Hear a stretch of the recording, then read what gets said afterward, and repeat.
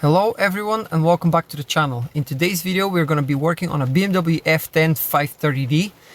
It's a beautiful car, very well kept, but it has 165, close to 165,000 miles. As good as they are, when it comes to this sort of mileage, you're going to start experiencing some issues from time to time. And one of the most common problems is the drivetrain fault that you get on the screen. I'm gonna start up the engine and you're gonna see what we are seeing. There's gonna be a rough idle. The engine might misfire and shake a little bit just by the time it warms up a little bit, and this is typical of a few common problems. We're gonna do a diagnostic scan. I'm gonna let you see the faults, and then we're gonna think out loud. We're gonna look at the wiring, we're going to look at the different communication bus systems and what might be affected on the system. So let's start it up first.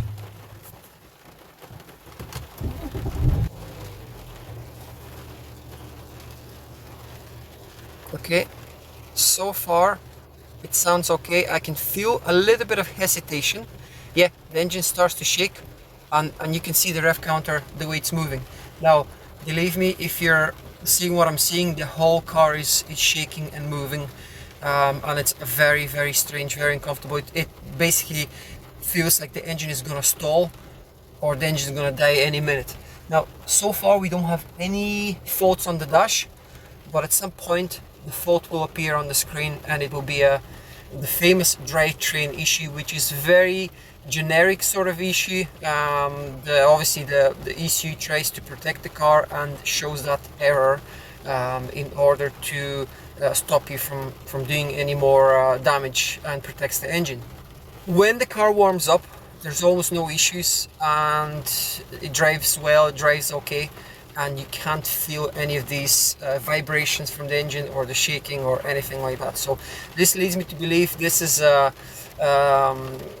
is coming from probably the glow plug system or the EGR valve. We have the famous intake swirl flaps which clog up. This car has close to 165,000 miles, so I'm not sure if it's ever been opened and cleaned.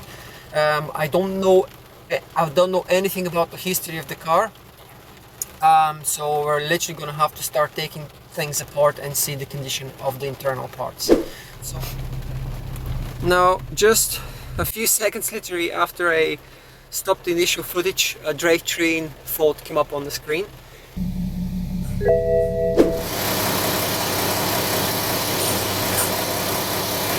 I don't know if you can hear this noise, but it's trying to, almost like it's trying to open and close something. So we're gonna investigate this. Yeah, there we go. We heard it again. Just listen carefully.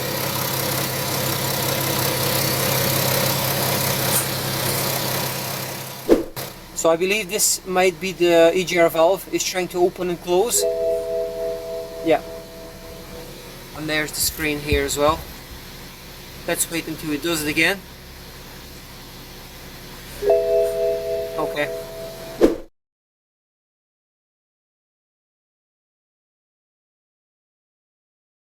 F10 port, or most BMW OBD ports, are under the dash here on the driver's side, and you want to plug this cable in here.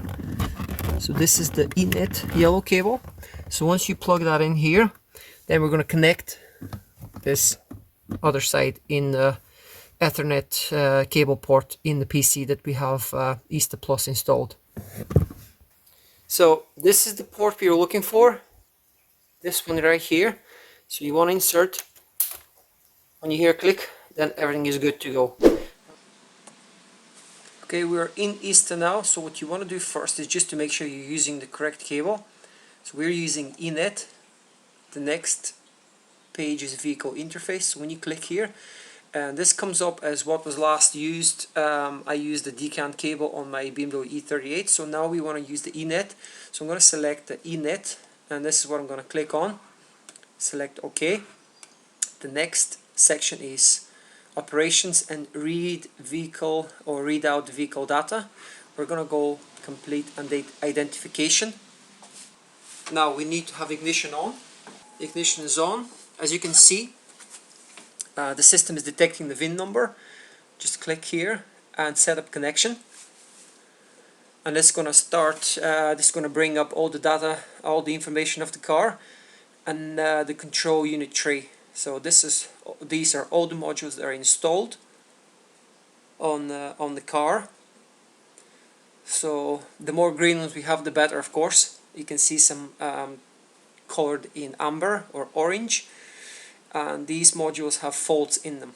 So we're going to let the diagnostic scan finish, and then we're going to check all the faults. So far we've got 15 faults present, and they are present in different systems. What we are really looking for today is the DDE.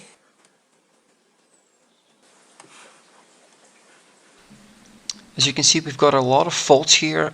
Not everything is related to our current problem, so we're gonna look in the vehicle management troubleshooting section. We're gonna find the EGR. We're gonna educate ourselves a little bit about the EGR system, and I've also previously off camera I've checked the preheating control unit, so I know it's faulty. So let's have a look at the EGR system here. You can see you can inspect the EGR by just removing the plastic cover. These three faults here, when you look at them, they just tell me one thing, that the EGR shaft is probably stuck, or it's worn out. The housing is worn out and the EGR is getting stuck in open or closed position.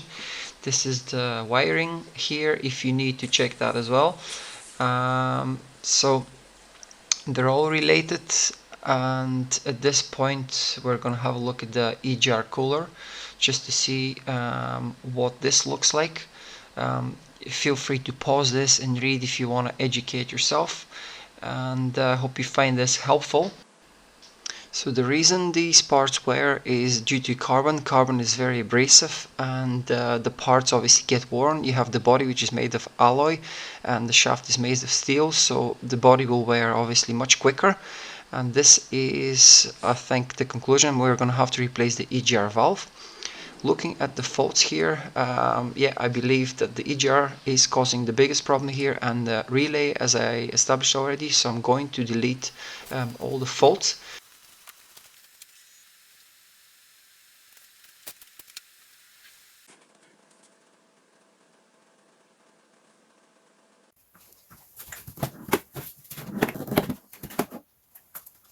Let's remove this cross member from here.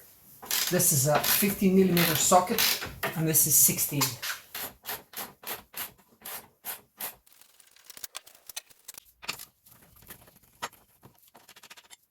We're going to remove this intake pipe now. So before we try and pull this out of here, there's a little 8mm screw, so remove that first. We've removed this screw from here. Now pull this out. There's a couple of tabs that hold it in place, and this should just come out now. So you can see the bottom tab and the top tab lock in place, and this just slides in. The next thing I'm gonna remove is this cross member as well, because it's in the way. I want to remove this pipe as well. In order to do that, you're gonna have a Jubilee clamp underneath, and then once you remove that clamp, then remove the sensor here and then pull this out.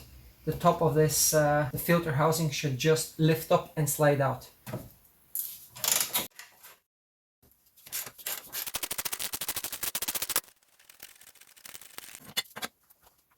Now let's lift this tab up and just unplug this sensor.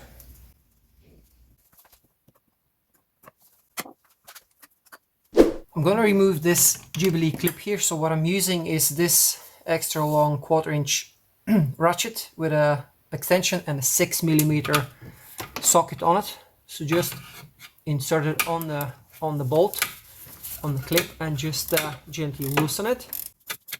So this will loosen the pipe at the bottom. And we're going to have to unclip the harness from here so we can gently lift it up and then slide it out of the filter housing. Okay, that should be sufficient. It is loose and it's moving. So let's just remove this. Okay, we've loosened the clamp here. We've moved these harnesses out of the way, the cables. Now what you want to do is just pull this out and just unclip it from here, and then you want to lift this up so you can slide it out of the way. We've got this pipe open here, so we don't want to drop anything in it. So what I will do is I'm going to try and stretch a glove and put on top of it just to close this hole, because I don't want to drop anything inside. In order to gain proper access to the EGR valve, we're going to need to loosen this E-Torx bolt here, which is E6. So you can see this is a special E internal Torx bolt, so we're going to loosen this. And we're going to remove this harness, or we're going to slightly or gently just lift it out of the way so we can gain proper access. Okay, that's the bolt.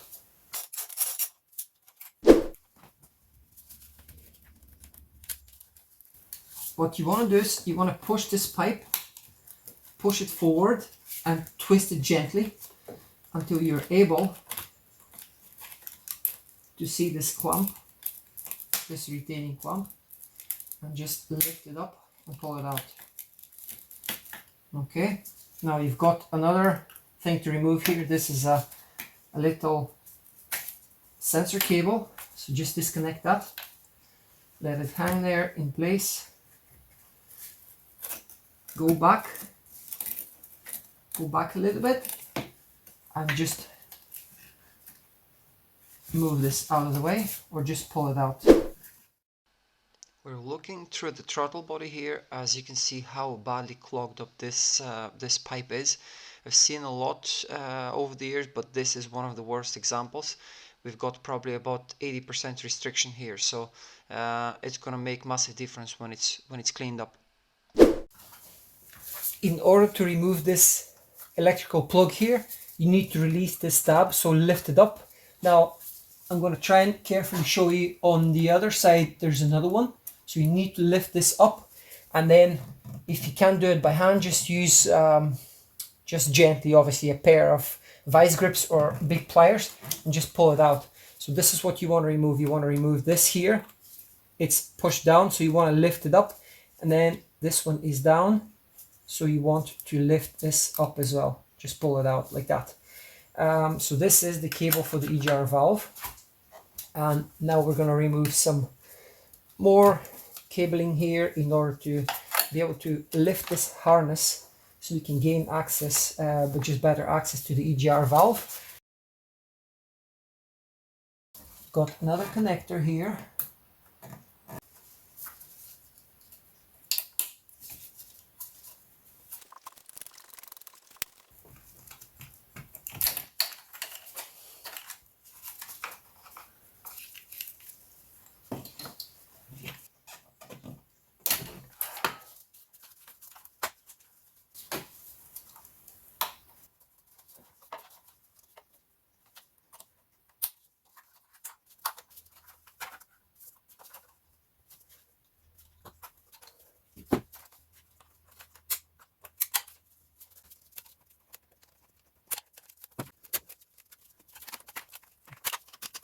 If you want to just remove the EGR valve, you have one rubber pipe here and one at the back that you can't see, and two T30 Torx bolts. So I'm going to use this 1/4 inch ratchet to loosen the bolts.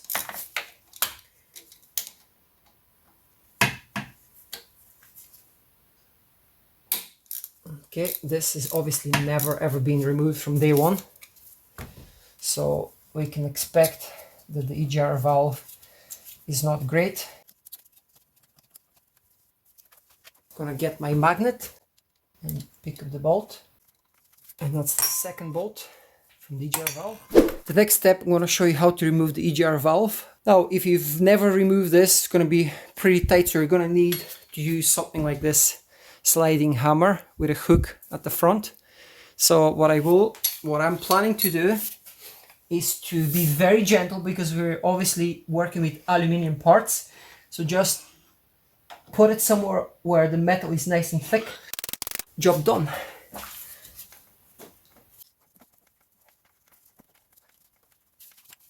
So what's stopping us to remove this EGR valve is the actual rubber hose on the other side. Let's see what we can do next in order to gain some space, or in the worst case scenario we may have to remove the whole EGR cooler.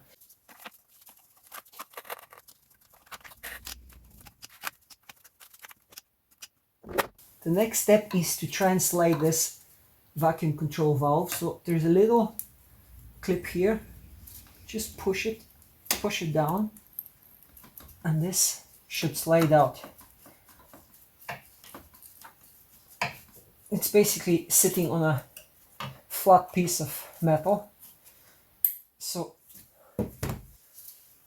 once you get it out of the way, then you can relocate it. Basically this is what was hooked up on this here. Now this is out of the way. We can even further move this and remove this as well from here, the actual control valve.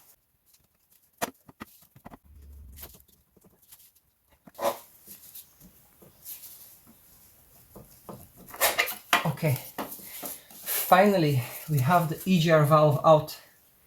I'm gonna bring you over closer to show you properly. As you can see, this is what's holding it in place. We've got this rubber hose here, and I need to remove this clip. This is a factory clip. I have the same clip, so then when we reinstall it we can put the exact same clip. And just to make it easier, I'm going to remove this one as well.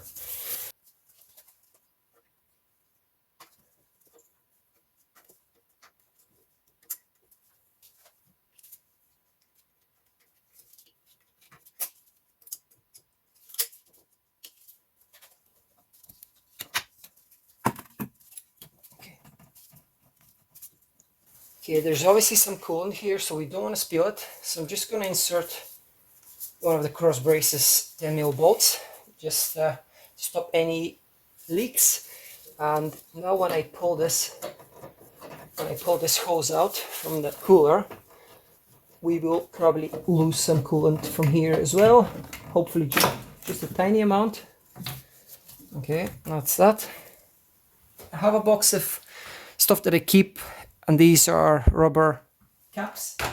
So I'm just going to insert it here, make sure nothing gets in. So this is it. That's the EGR valve. We're going to try and open it now on the bench and see if we can free it up and clean it up.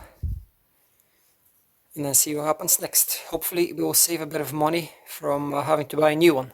But I doubt, because to be honest with you, it's 165,000 miles. So it's probably about time for a replacement.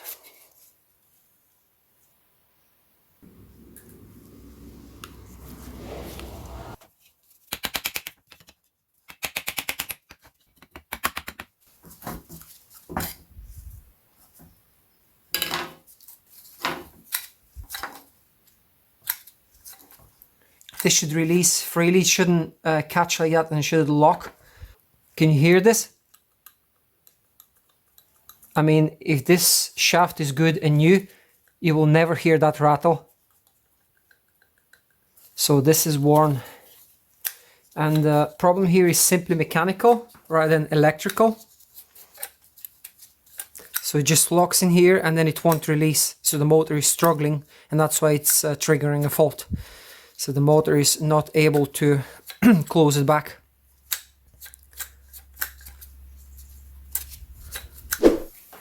We're going to continue with the removal of the parts here in order to remove the intake plenum.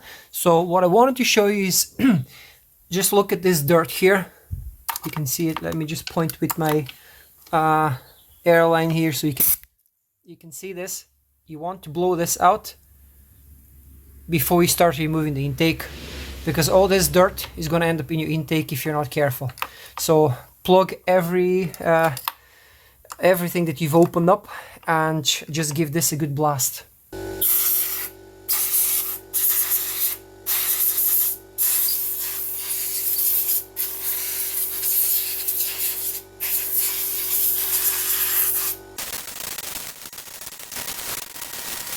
So in order to remove the intake, you're going to have to remove a lot of cables and hoses here. So let's see what's next. So we have this bolt here that holds the wiring harness to the manifold. So we're going to remove that. We've already removed one of them here. And I can see the next thing is going to be in the way is going to be this positive terminal for the alternator. So I'm gonna remove that next. This is a 13mm nut. Obviously at this point you have removed the negative terminal from your battery because you don't want any short circuits here. So it's very important before you start doing anything like that to remove the battery.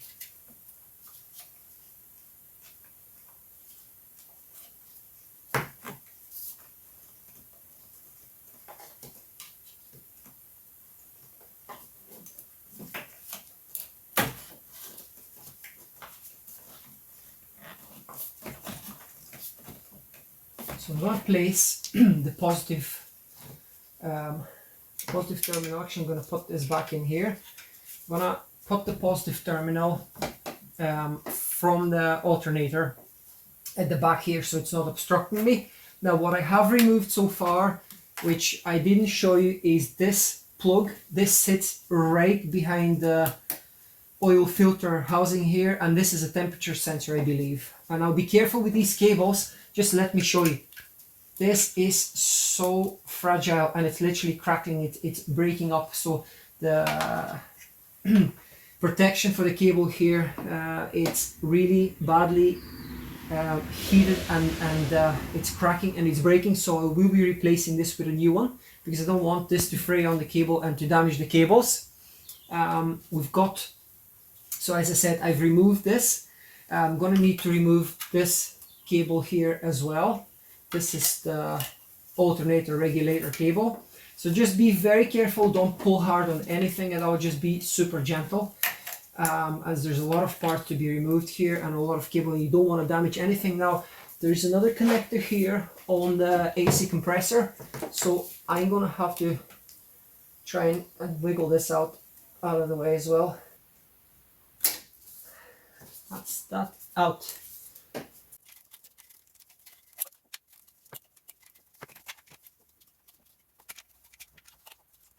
Okay, so we're going to leave the harness as it is for now because I don't have enough clearance. And the next thing we're going to remove is these bolts here that hold the EGR pipe.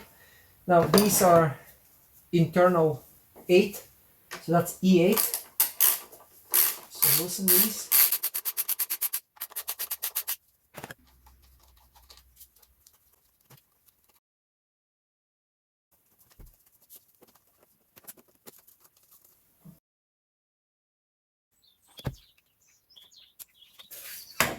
This was probably one of the hardest connector I've ever had to remove in my life. I wanted to be super gentle because obviously I don't want to break it.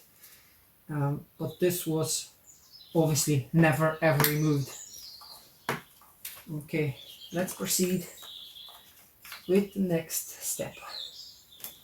Okay, I've removed this pipe from the joint here, so we've gained a little bit more space for the wiring.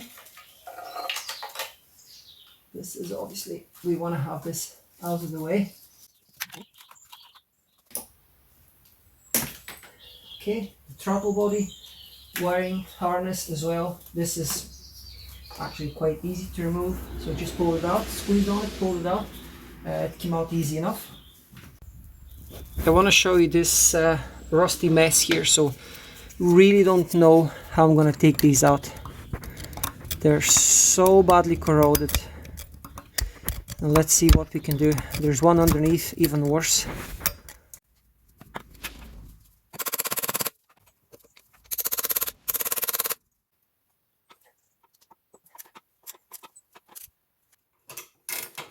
I managed to free up the top one, but the bottom one is really bad. The head is completely collapsed, so I'm gonna have to remove the whole EGR cooler. In order to remove this EGR cooler, you have two bolts here. These are T45. This one is not too bad, we can access it, although it's still tight with these air conditioning hoses here, but the bottom one is going to be a problem. So let's see if I can insert my long Torx bit. This is 3/8 ratchet. Oh.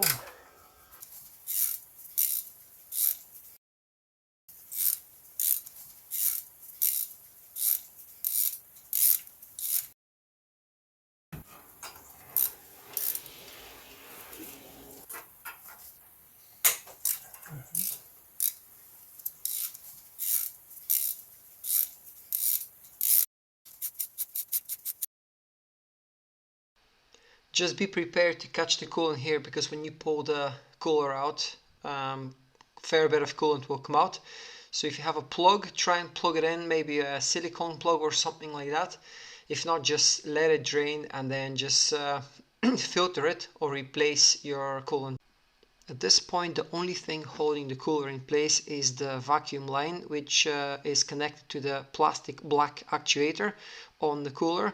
So pull this out gently. In my case, it broke, so what I suggest to do is to just sacrifice a little bit of the hose and just split it with a Stanley knife in order to protect the actuator, because they get so hot, they get brittle. I bought a new one, which wasn't too expensive, but if you want to avoid that, just split it. I'm gonna try and remove this bolt here from the EGR pipe. This is the EGR cooler. This is where the EGR valve sits, and this is completely seized. Actually, this one is completely seized. This one, even though it's so bad, I still managed to loosen it a little bit, but this one is completely gone. So it's so badly rusted, it's deteriorated, it's literally falling apart. So I'm gonna have to grind a little bit so I can have some surface I can weld on, and then I'm going to try and weld another bolt on top of it with a fresh head so I can try and loosen it. So hopefully this will work.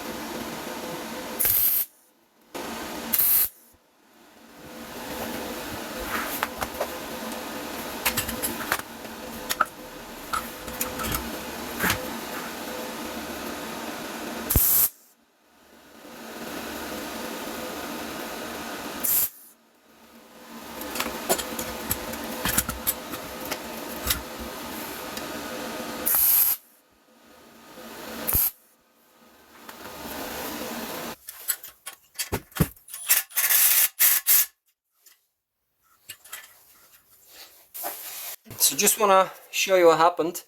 It started loosening a little bit, but then we broke the bolt. So the bolt at M6.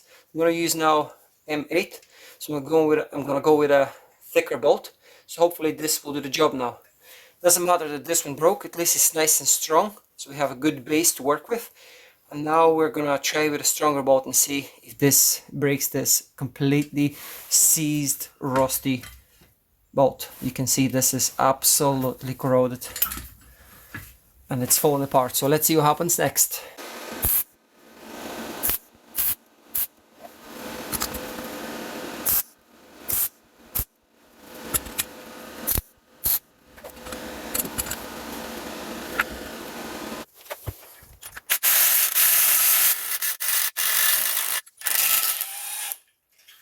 And this is how you do it.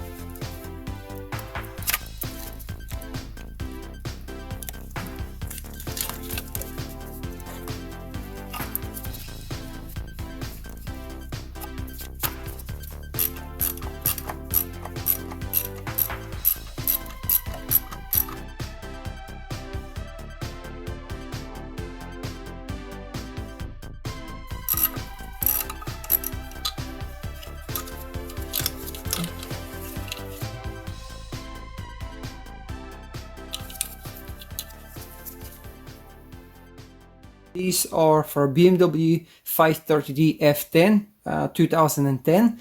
So this is the original genuine that was installed on the car in 2010. This one comes up as a fault, as a permanent fault, and it has failed. This is very interesting. Seems like these two are actually identical. So as you can see, BERU is the manufacturer for BMW. They just print their logo here and they charge you more than double the price. Gonna hopefully try and get the correct lighting here so you can see part numbers and watts on these parts. So the only really difference is the BMW logo. And if you look at the back, they're manufactured from identical materials. Everything is identical, apart from obviously serial numbers and production numbers and stuff like that. Before I put this one away, let me compare it to a cheaper brand. This is Hugo or something like that. It says Germany on it, but I want you to see for yourself what you would be buying if you're going for one of these. Now, I'm not going to tell you what I think. I'm just going to let you see how the part is manufactured and then the materials are used and the difference. To me, this looks like alloy. This looks like just aluminium, and just the quality of the plastic and in general.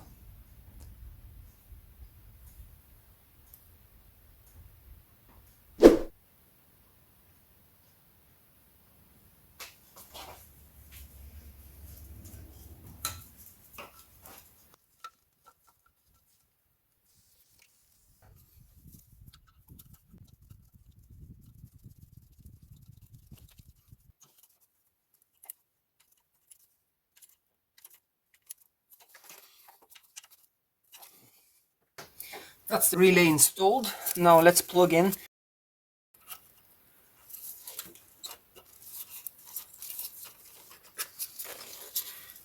And that's the plug for the glow plugs. So that clicked in place and it's properly installed.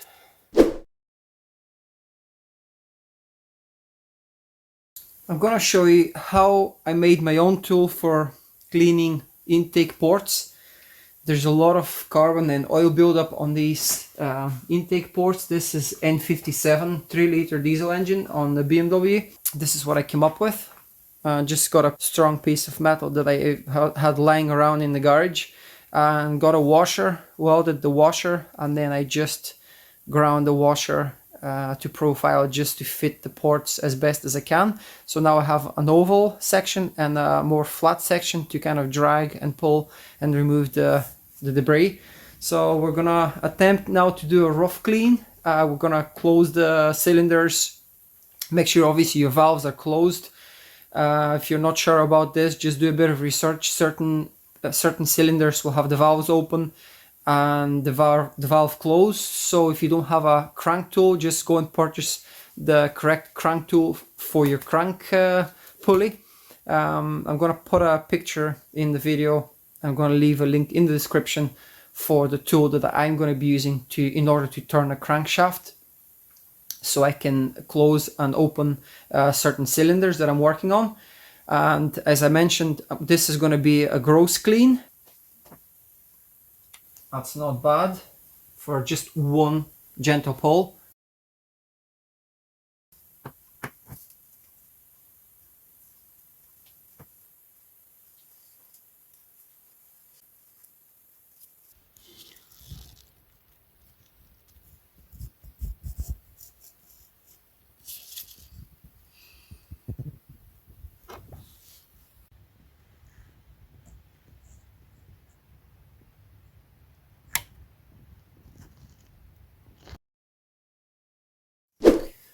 I wanted to give you an idea if you're cleaning intake ports. This is a great way to clean your ports and your valves without causing any damage. So this is a nice, cheap and easy, quick way to do the job. So what I've done is I've bunched up a few cable ties together. I'm gonna cut this off here. I'm gonna fit it on my drill. And I mean, you can do it manually if you don't have a drill. You can just literally shove them in, put some chemical, petrol, brake cleaner, make sure obviously the valves are closed, shove that in, just agitate the ports as best as you can. You can reach the valves further down in, spin this on low speed first, then speed up, and hopefully this will do the job. So let's check it out.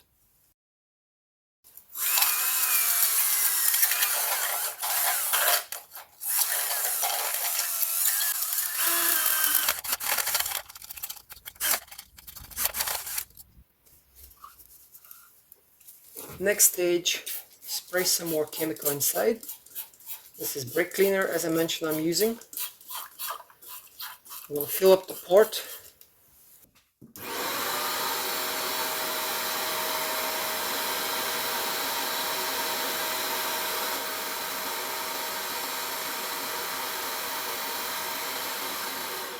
Hope you can see this because it's so dark inside, but this is basically just a quick attempt with a bit of brake cleaner. Obviously I scraped out the bulk with the tool that I made, and this is what we achieved after about 20 seconds with the cable ties and brake cleaner. So we're gonna repeat the process and see what happens.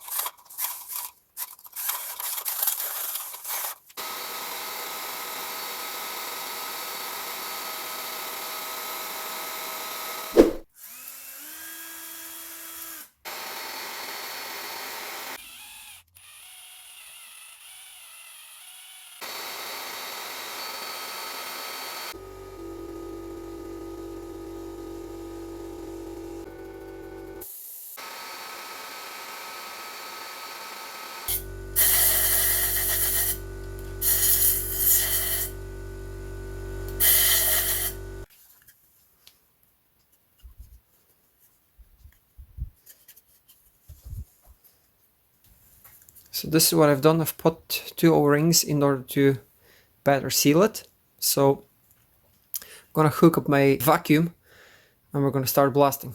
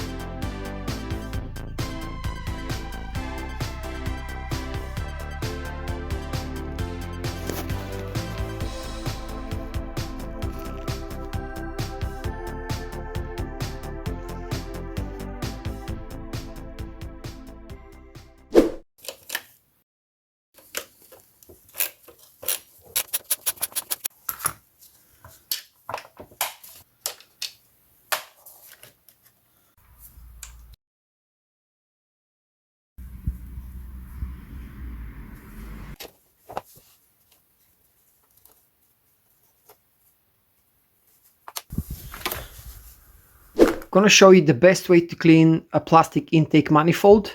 I'm going to be using oven cleaner. What I have today is Mr. Muscle oven cleaner. So just give it a good shake and just spray it as best as you can. I'm going to have to tilt it vertically so I can spray it properly inside, but you're getting the idea. And just do that in every port as much as you can. So I'm going to fill it up as best as I can.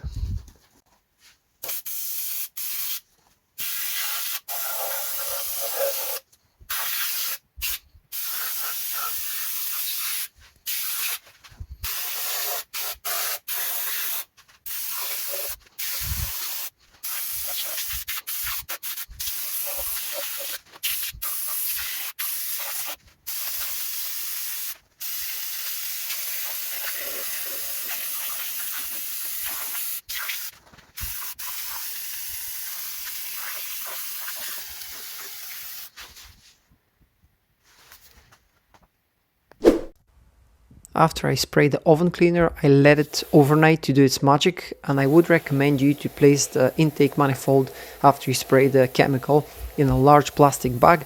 This will keep all the mess together. It's a very smelly product, and again, it's gonna retain all the smell and the dissolved carbon and oil in the bag.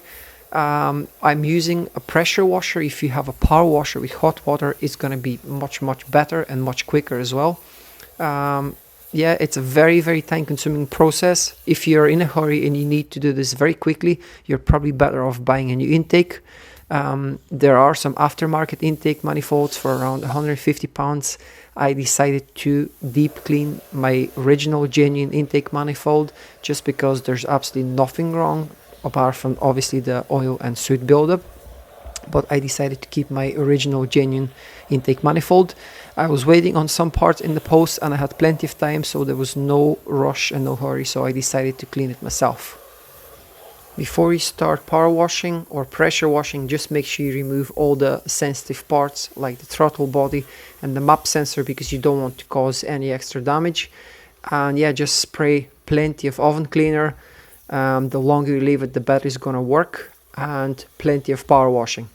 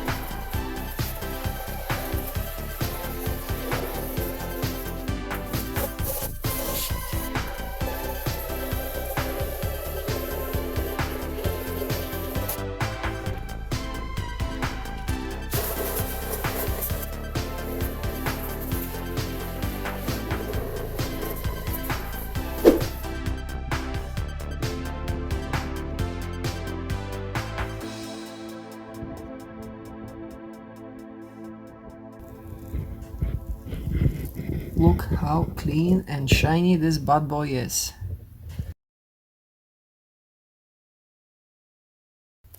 So this is practically a brand new intake manifold after cleaning. Just look at this inside. Absolutely no dirt, no oil and no soot. So hard work paid off. I want to show you the correct way of installing the motor on the swirl flaps. Study the picture. If you want to pause the video and take a picture, just work away. Now what you want to do is you want to turn the motor this way and you want to install this on the shaft. You want these swirl flaps, when they're closed, you want these two supports to be facing down. I'm gonna put just one screw in place to show you what is the easiest way to test that you're in the correct position here. So just grab 2 or 3 swirl flaps and just move them. So whenever you close them, you want this single support to be facing up. So this is fully closed, that's fully open.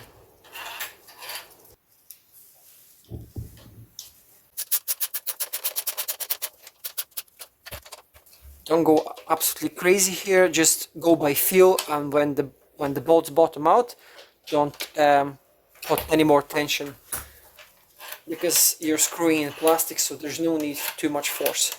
And that's the way your part should look like after a successful assembly. I'm gonna show you, the next step is to install the map sensor. This is super easy job. You've got one O-ring, replace the O-ring and install the sensor in place, and it's held by one small 10mm head bolt. So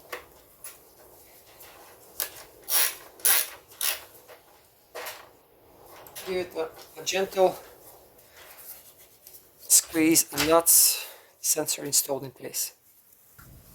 Now time for the EGR pipe.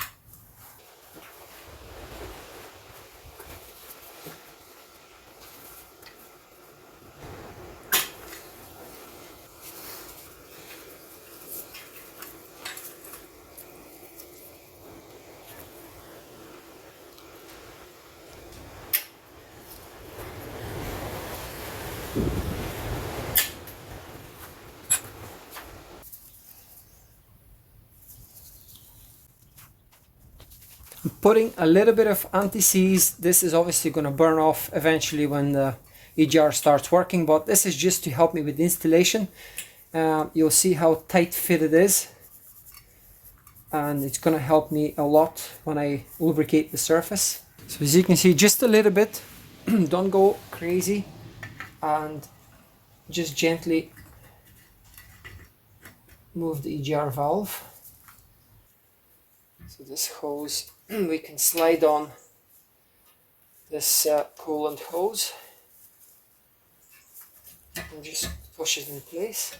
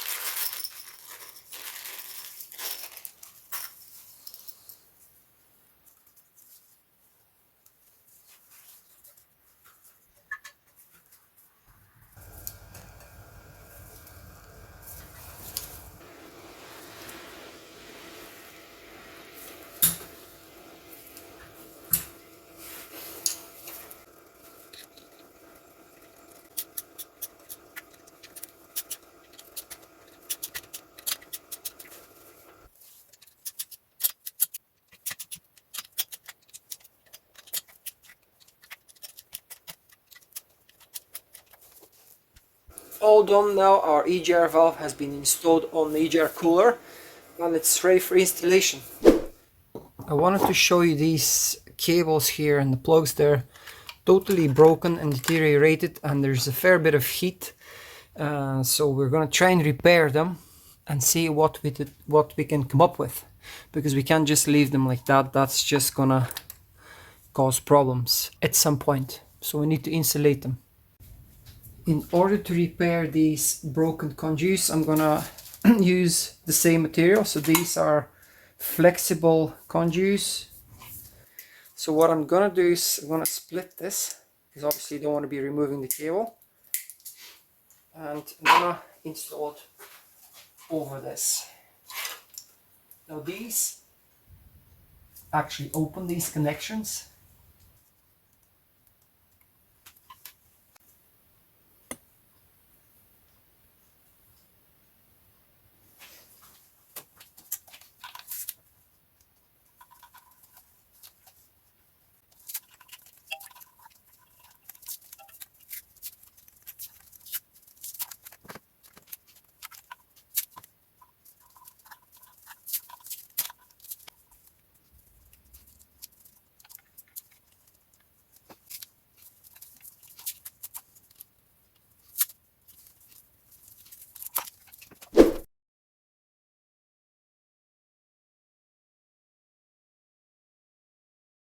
When you're removing and replacing the intake manifold in place after the cleaning, it's super important to use brand new gaskets. I'm gonna be using Victor REINZ. I couldn't find Febi. I don't believe they manufacture them for these manifolds. They do brand new manifolds with the motor as well, but again, they weren't in stock, so I couldn't find them. So I've decided to thoroughly clean, as you've seen in the video so far. I thoroughly cleaned this intake manifold from all the grease and soot and carbon buildup, and I'm going to remove the old gaskets. And there's only one way you can install these, by the way. So I'm going to remove the old ones,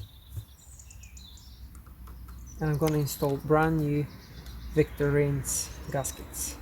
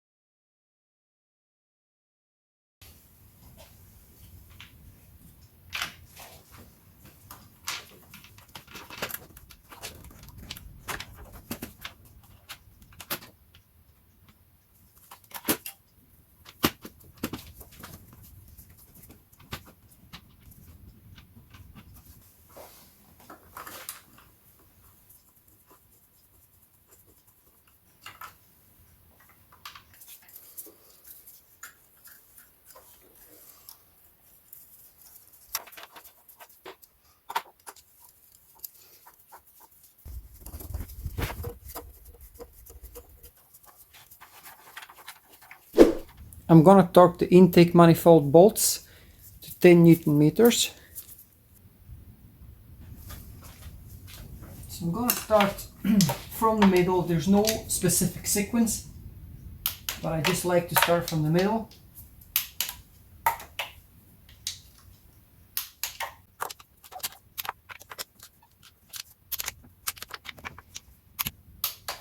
Then hold on. So the intake manifold has been torqued to 10 Newton meters each bolt. These are 10 millimeter bolt heads. We're just about to install the EGR valve with the cooler. Now, one tip before you try and install the whole part is to remove this bracket from here. So as you can see, I've loosened up the Allen bolt. So what you want to do is you want to install the bracket first, and then you're going to install the EGR valve and the cooler in place, because otherwise you're not going to have any clearance to install the bolt here. So let me show you how to install this first, and then we're going to put the EGR cooler and the valve in place.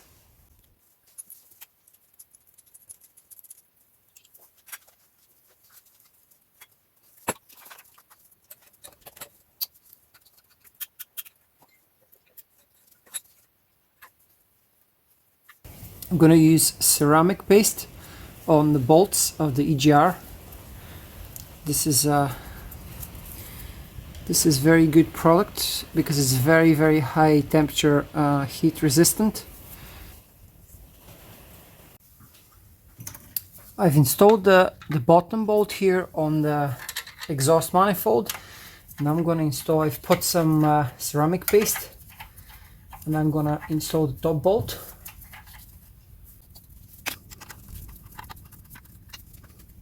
We've installed the two bolts on the exhaust manifold, which connect to the EGR cooler.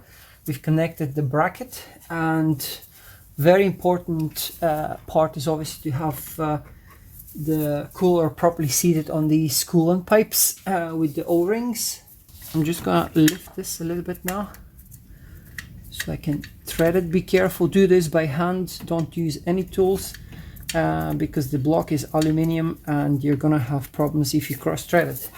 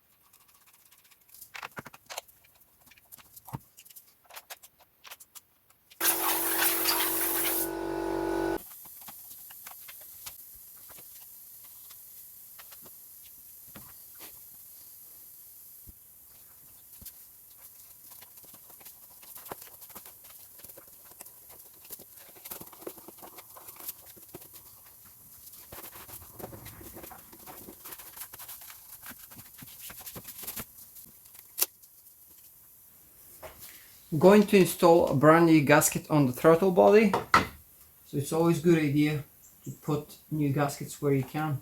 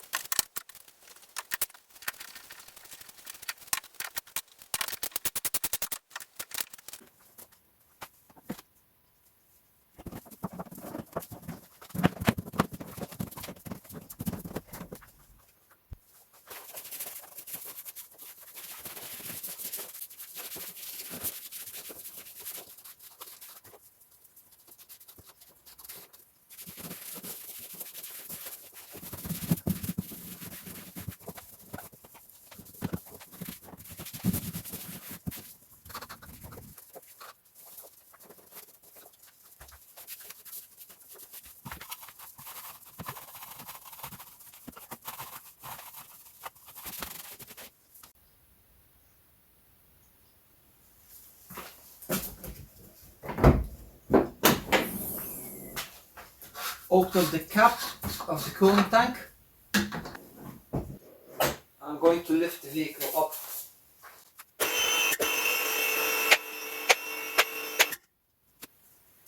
First thing we're going to do is we're going to remove this intercooler pipe here. So there's a clip that you're going to pull on and then push the pipe up.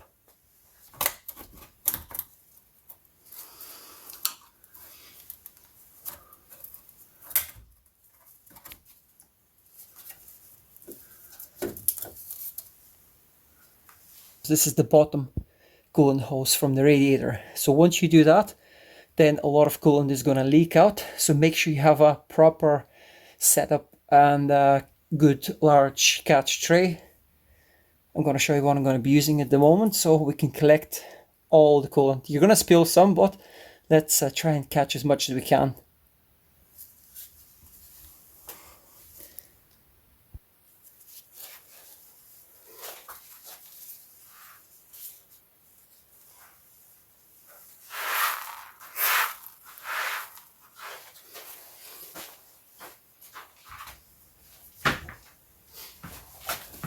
By the way, I wanted to let you know I have removed this panel from here, which supports the intercooler. So it's held by two screws, So this is just in case if you're wondering why there's something missing.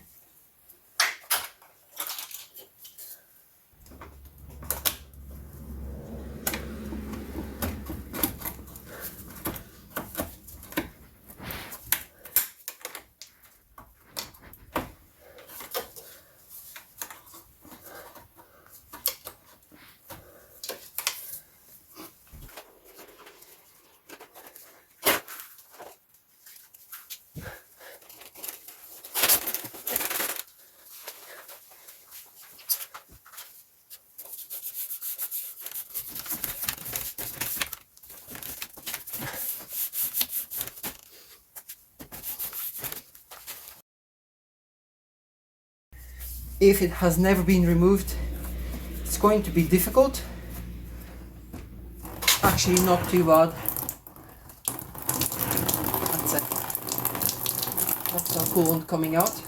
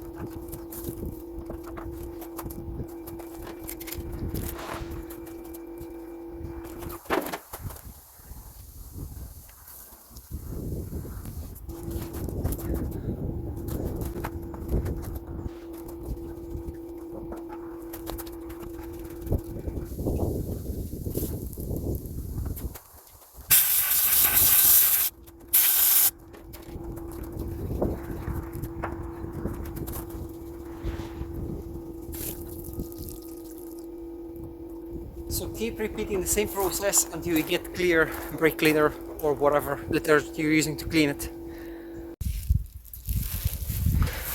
So in the same way as we removed it, you want to replace the metal ring on the pipe, on the coolant pipe, and we're going to install the pipe on the radiator. Just make sure that the clip is in place and then the pipe is secure. So we're good to go now. I'm going to install my intercooler. Obviously I've done this, as I said, to clean the intercooler, just to make it a little bit easier for access and to film it.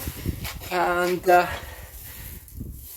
then we're going to proceed with the filling of the coolant and finish the job.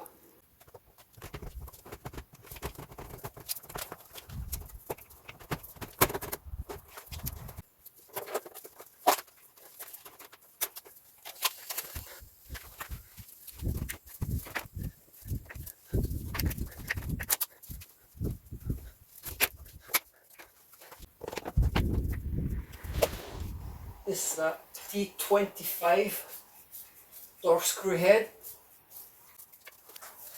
So just install these two bolts and that's the job done. Okay, that's properly in place and that's covering this here. Excellent.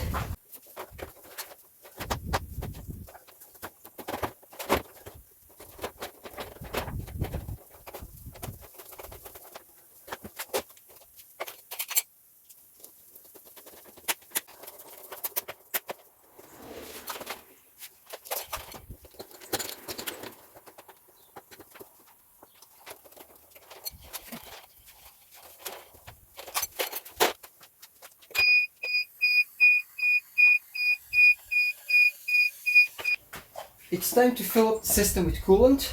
I'm going to be using proper BMW G11 coolant for this 530D. I'm going to leave a link in the description for this coolant if you want to buy it for yourself. It's not a referral link, by the way. I'm not making any money. I'm just recommending these great Febi products. So this is concentrate, so you're going to dilute it with some distilled water.